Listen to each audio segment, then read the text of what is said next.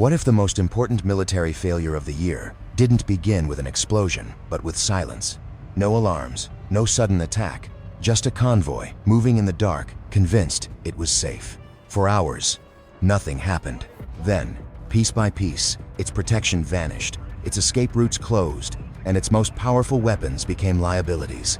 At first, it looked routine, almost invisible, until the footage emerged and revealed a breakdown so precise, so quiet, that many still don't realize it already changed the balance. What made this operation decisive was not speed or surprise, but restraint. Ukraine detected the Iskander convoy early enough to strike immediately, yet deliberately chose not to. That decision signals a fundamental shift in how modern warfare is being conducted. Instead of reacting the moment a target appears, Ukraine focused on controlling the tempo of events. By waiting, they forced Russia to act first, and in doing so, to expose layers of the system that would otherwise have remained hidden. Movement itself became the trigger. Once the convoy began relocating, it committed fuel, escorts, electronic warfare systems, air defenses, and command coordination into a single, fragile chain. Each kilometer traveled increased dependence on protection rather than concealment, and that dependence created vulnerability. The delay also changed the quality of the battlefield. A stationary launcher is a problem. A moving convoy is a system. As Russia accelerated the evacuation, it activated jammers, deployed air defense vehicles, and extended radar coverage along the route. None of these actions were mistakes. They were rational responses to pressure. But each response added a detectable signature, turning what could have been a single target into a dense network of emissions, heat, and coordination links. Ukraine did not need to guess where to strike. By waiting, it allowed the enemy to define the battlefield for them. This is where patience becomes a force multiplier. Rather than expending resources early for a limited effect, Ukraine allowed time to increase the target's exposure while reducing its freedom of action. The longer the convoy moved, the more it revealed how it was protected, how it communicated, and what it could not afford to lose. When the strike finally came, it did not need to overpower the convoy. It only needed to remove one critical layer and let the system collapse under its own complexity. In this context, waiting was not hesitation. It was pressure applied through time. The operation demonstrates that in modern conflict, the side that strikes first is not always the side that wins. Often, victory belongs to the side that waits long enough for the opponent to lock itself into a losing position. The convoy did not move because the route was safe or because the situation was under control. It moved because there was no alternative left. Earlier losses had already removed a significant portion of Russia's Iskander launch capability in the southern sector, creating a form of strategic urgency that eliminated flexibility rather than creating options. What remained was damaged, exposed, and unsustainable in place. Repair could not be done forward. Concealment was no longer realistic under constant surveillance, and waiting carried its own risks. Relocation was not a choice made for advantage, but a necessity imposed by attrition. Once that necessity emerged, failure became a predictable possibility rather than a distant risk. In theory, moving damaged launchers to Crimea for repair made sense. Fixed infrastructure, deeper defenses, and controlled environments offer the promise of restoration. In practice, the act of moving transformed a survivable problem into a visible one. Modern ISR does not need perfect intelligence or continuous contact. It only needs to know that something must move. Roads, bridges, repair hubs, and choke points become obvious long before a convoy ever reaches them. Ukraine did not have to hunt blindly. It simply had to wait for logistics to announce themselves. The saturation of surveillance meant that concealment during relocation was no longer a realistic assumption, regardless of discipline or electronic countermeasures. What this operation exposed is a vulnerability that is often overlooked. Recovery operations are more fragile than combat deployments. Combat units expect contact and are structured to absorb it. Logistics convoys are designed for efficiency, not resilience. They cluster critical assets together, rely on layered protection, and operate under the assumption that movement restores safety. When that assumption fails, the entire process becomes brittle. A damaged launcher in place is a static risk. A damaged launcher on the road becomes a cascading one. Some observers may see this relocation as a reckless gamble, while others might argue it was the only viable option available under the circumstances. The uncomfortable truth may be that both interpretations are correct. When strategic urgency removes choice, Even rational decisions can lead directly into predictable failure. I'm curious how you see it. Was this an avoidable mistake, or an inevitable outcome once the losses had already occurred? Share your perspective in the comments. What this operation ultimately exposed was not a failure of discipline, but a failure of assumptions about how detection works. For decades, movement has been treated as the primary risk on the battlefield. Turn off the lights, reduce speed, increase spacing, and blend into the background. These measures are ingrained in military doctrine for good reason. Yet none of them addressed the signature that actually mattered that night. The convoy was not found because it moved. It was found because it existed as a collection of warm, mechanically active objects in a cold environment. Heat, not motion, became the defining feature. Thermal surveillance collapses the difference between moving and stationary targets. Engines generate heat simply by running. Fuel retains warmth long after combustion. Hydraulic systems, gearboxes, and dense metal structures absorb and radiate temperature in ways that cannot be switched off on command. Even when vehicles slowed or briefly shut down, the thermal imprint lingered. Against this form of detection, discipline offered diminishing returns. A perfectly spaced convoy, with flawless light control, still appeared as a chain of glowing masses against the night air. From above, it no longer resembled vehicles on a road. It became a pattern of energy moving through darkness. This reframing has deeper implications. Traditional stop and hide logic assumes that stillness equals invisibility. Thermal ISR undermines that relationship entirely. Stopping may reduce acoustic or visual cues, but it often increases thermal contrast by allowing heat to pool and stabilize. In this case, attempts to pause, reorganize, or wait out the threat did not reduce exposure. They sharpened it.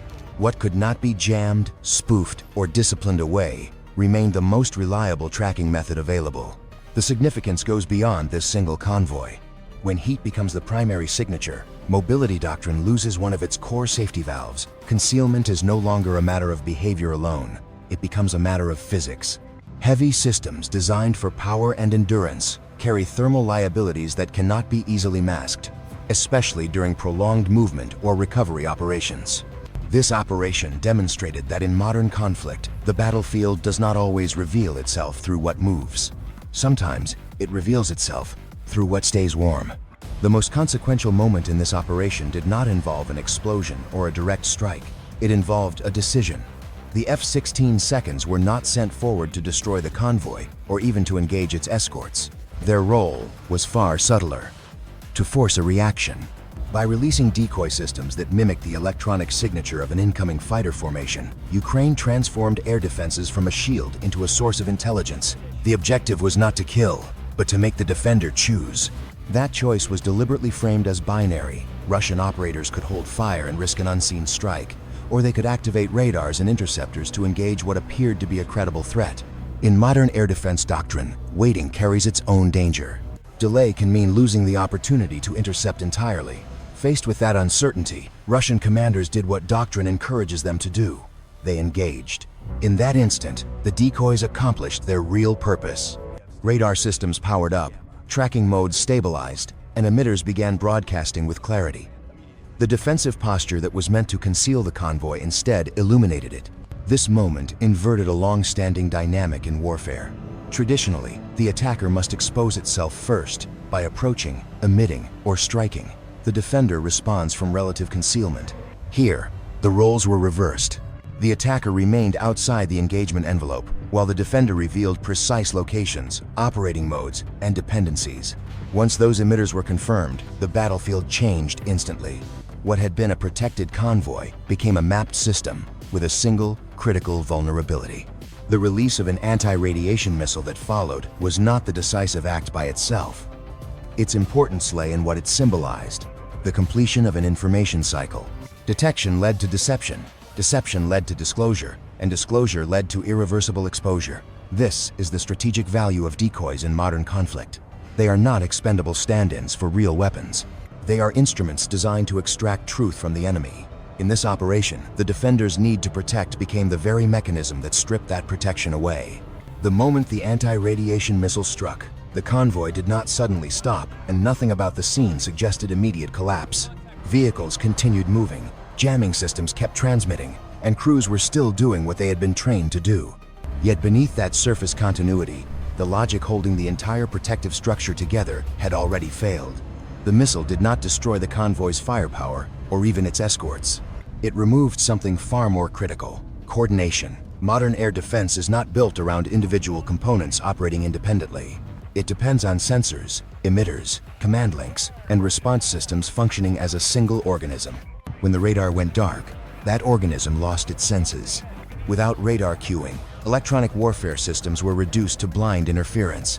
They filled the spectrum with noise, but noise without direction does not protect anything. Instead of shaping the battle space, jammers simply announced activity without providing actionable defense. Interceptors could not be guided, threats could not be prioritized, and situational awareness fragmented instantly. What remained were isolated elements performing their tasks without understanding how those tasks related to the whole. From the outside, it looked like resistance. From a systems perspective, it was already disintegration. This moment illustrates a defining characteristic of modern defensive failure. It is rarely gradual. There is often an assumption that layered defenses degrade step by step, absorbing losses while continuing to function at reduced capacity. In reality, highly integrated systems tend to fail abruptly.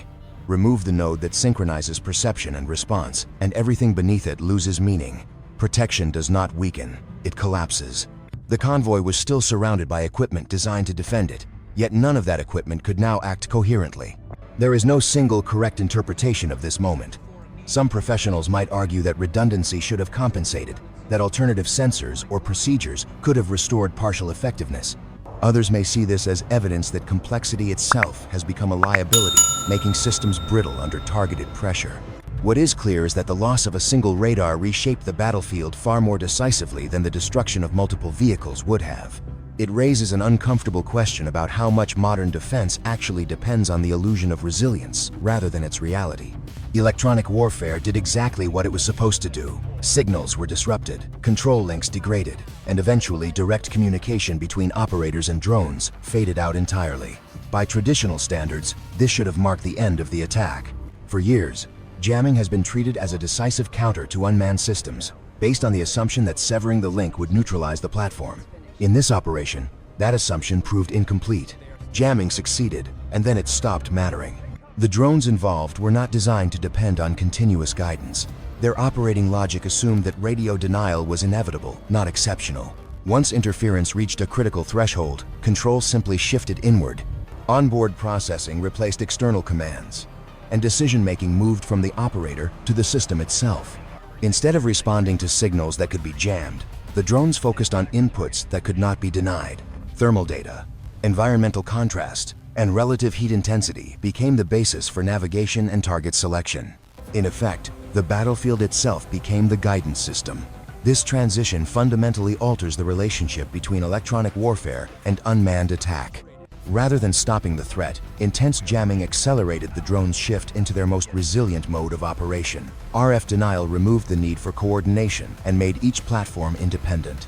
There were no commands to intercept, no links to sever, and no network to collapse.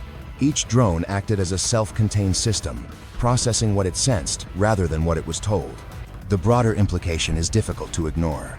Electronic warfare has long been seen as a way to restore control over increasingly autonomous systems. This operation suggests the opposite dynamic may be emerging. The more aggressively the spectrum is contested, the more incentive attackers have to design systems that do not rely on it at all. Autonomy becomes not a luxury, but a necessity shaped by defensive pressure. What makes this shift particularly unsettling is that it changes how success and failure are measured. Jamming can still be effective, but only against systems that require connection. Against platforms built to expect isolation, denial becomes a trigger rather than a barrier. In that environment, electronic dominance no longer guarantees safety. It may simply push the fight into a domain where defenses have even less influence than before. One of the least visible, yet most decisive factors in this operation was how survival was achieved without relying on traditional forms of stealth. There were no exotic coatings, no dramatic reductions in signature, and no attempt to disappear entirely. Instead, survivability came from manipulating the environment itself. The drones did not need to be invisible, they needed to be unremarkable. By understanding how sensors interpret the world, they turned terrain and thermal contrast into active defensive tools. Thermal sensors do not see objects in isolation. They detect differences: heat against cold, motion against stillness, shape against background. The drones exploited this by constantly adjusting altitude and routing to remain inside thermal clutter rather than above it. Flying low over uneven terrain, structures, and infrastructure created a noisy background where small temperature variations blended together. Instead of presenting a clean, isolated heat source, the drones dissolved into a complex pattern of overlapping signatures. Detection became not a question of capability, but of clarity. This approach proved especially effective against airborne sensors. When a Russian attack helicopter conducted a routine patrol, its systems were capable of detecting heat and movement over a wide area. Yet when one drone briefly registered as a contact, it did not attempt to outrun or overpower the sensor. It altered its profile. By dropping altitude and shifting course, the drone reduced thermal contrast and broke the clean geometry that makes tracking possible. The sensor did not fail. It simply lost certainty. In a cluttered environment, uncertainty is often enough. What matters here is the shift in defensive logic. Survivability was no longer tied to reducing absolute signature, but to managing relative visibility. The drones survived not by being colder, faster, or more armored, but by becoming contextually irrelevant. They forced sensors to work harder, interpret more data, and make decisions in ambiguous conditions. In modern warfare, that ambiguity is a form of protection. This demonstrates an emerging layer of defense that does not depend on new materials or heavier systems. It depends on understanding physics and perception. When platforms are designed to exploit environmental noise rather than fight against it, the battlefield itself becomes part of the defensive architecture. In that space, survival is not about hiding from sensors, but about denying them a clear answer. The first impact was not chosen for what it would destroy, but for what it would disrupt. Rather than striking a launcher or attempting to block the road outright, the opening blow was aimed at a support vehicle positioned near multiple critical assets. This choice reveals the true objective of the initial strike: to fracture decision-making at the moment it mattered most. Physical damage was secondary. Cognitive shock was the primary effect. When the drone hit, the immediate consequences went far beyond the vehicle itself. Fuel ignited, equipment detonated, and pressure surged outward, producing a sudden wall of heat and light. For crews moving in darkness under electronic interference, that flash was more than a visual event. It was a rupture in situational awareness. Night adaptation was lost instantly. Shadows disappeared.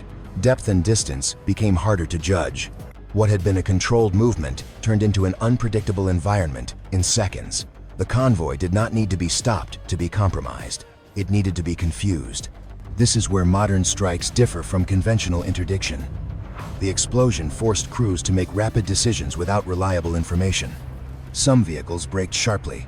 Others attempted to maneuver around what they could not clearly see. Spacing collapsed, communication fragmented, and formation discipline eroded. None of this required follow-on strikes to begin. The psychological effect of the first impact propagated faster than any physical damage could have. In that sense, the strike functioned as a cognitive weapon. The illumination itself played a role. Flames briefly turned the highway into a lit stage, exposing shapes, movement, and proximity in ways crews were not prepared for. What should have remained hidden was suddenly obvious, if only for moments. Those moments were enough. The convoy's internal rhythm was broken. From that point on, every action was reactive rather than coordinated. Confusion, not destruction, was the decisive outcome of the opening strike. By the time additional drones adjusted to new targets, the convoy was already operating under degraded logic. Orders were delayed, assumptions were wrong, and the sense of control had evaporated. The success of the operation did not hinge on how many vehicles were destroyed in the first seconds. It hinged on the fact that after that first impact, the convoy no longer functioned as a single thinking entity. What ultimately sealed the fate of the convoy was not the destruction of individual launchers, but the gradual destabilization of the environment they depended on. Ukraine's focus shifted away from treating vehicles as isolated targets and toward undermining the route itself as a functional system. Roads, repair zones, and bridge approaches are often seen as neutral background features. Yet in reality, they are force multipliers for mobility and recovery. Once those features become unreliable, even intact and well-protected assets lose much of their operational value. Temporary repair and staging areas near the route were especially critical. These zones concentrated equipment, personnel, fuel, and tools meant to accelerate recovery once the convoy reached safety. By targeting or degrading these spaces, Ukraine turned efficiency into fragility. What should have enabled rapid repairs instead became an obstacle field, cluttered with damaged surfaces, debris, and unusable infrastructure. Vehicles approaching these areas were forced to slow, reassess, or stop entirely, introducing hesitation at precisely the moment when momentum mattered most. Damage to the route created cascading effects that extended beyond physical obstruction. Bottlenecks formed where none were expected. Drivers faced uncertainty about road integrity, spacing collapsed, and improvised detours introduced new risks. Even minor surface degradation mattered. Heavy vehicles, operating under stress, are highly sensitive to road conditions, and hesitation spreads quickly when crews cannot trust the ground beneath them. The bridge itself did not need to be destroyed to lose strategic relevance. Access points, surrounding structures, and approach zones were enough to compromise its usefulness. This approach reframes success in a subtle but important way. An intact launcher, stranded behind an unreliable route, is no longer a credible threat. Mobility is what gives such systems meaning. Once movement becomes uncertain, capability exists only in theory. The operation demonstrated that neutralizing infrastructure can quietly achieve what direct destruction often cannot: the removal of options. If you value objective analysis over speculation and noise, consider following this channel. We focus on how decisions are made and the changes those decisions create. The most striking aspect of this operation is how much it achieved without announcing itself as a major event. There was no prolonged engagement, no saturation strike, and no dramatic escalation that demanded an immediate political or military response. Yet the outcome was unmistakable. A critical strike capability was neutralized not for hours or days, but for months. The impact was systemic rather than spectacular, and that distinction matters more than it may first appear. Modern warfare increasingly rewards actions that alter capability without triggering thresholds. By avoiding massed force and visible escalation, Ukraine imposed consequences that were difficult to frame as a single moment of defeat. There was no defining explosion that could be labeled a turning point, no clear line that required retaliation on equal terms. Instead, the effect accumulated quietly. Launchers were lost or stranded, recovery timelines stretched, and operational planning in the southern sector had to adjust to a reduced missile presence. The absence of spectacle made the loss harder to reverse. The use of a limited number of drones was central to this dynamic. Rather than overwhelming defenses, they exploited dependencies. Each action targeted a function rather than a symbol, reducing capability without inviting a proportional response. This approach shifts the logic of deterrence. When losses occur gradually and through mechanisms that appear tactical, they are often absorbed rather than answered decisively. Over time, that absorption becomes erosion. What emerges is a model of conflict that prioritizes cumulative pressure over decisive battles. Strategic effects are achieved by repeatedly narrowing the opponent's options, not by forcing immediate capitulation. In this case, the neutralization of missile forces reshaped the operational environment without altering the broader escalation posture. That balance is difficult to achieve and increasingly valuable. This quiet efficiency highlights a broader transformation in how power is applied. Influence no longer depends solely on dramatic displays of force. It depends on the ability to change what the adversary can reliably do tomorrow, next week, and next season.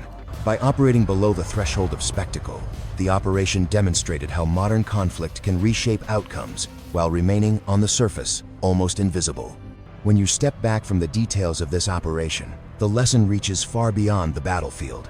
The outcome was not decided by strength, speed, or noise. It was shaped by patience, timing, and an understanding of how systems really fail. In life, as in conflict, acting first is not always the same as acting wisely. There are moments when waiting, observing, understanding, allowing situations to reveal their true structure creates better outcomes than forcing a decision too early. Another quiet lesson is about dependency. The convoy did not collapse because it was weak, but because it relied on many moving parts working perfectly at the same time. We often build our own lives the same way, stacking routines, habits, and assumptions until a small disruption causes disproportionate stress. Simplifying, anticipating pressure points, and planning for disruption can be more valuable than constant forward motion. Finally, this story reminds us that lasting change rarely arrives with drama. The most meaningful shifts often happen quietly, through a series of small, deliberate choices that narrow risk and expand control over time. Whether in career, family, or personal decisions, progress does not always look like victory in the moment. Sometimes it looks like avoiding the wrong path, choosing patience over impulse, and letting time work in your favor. In the end, the most powerful moves are often the ones that go unnoticed until their results become impossible to ignore.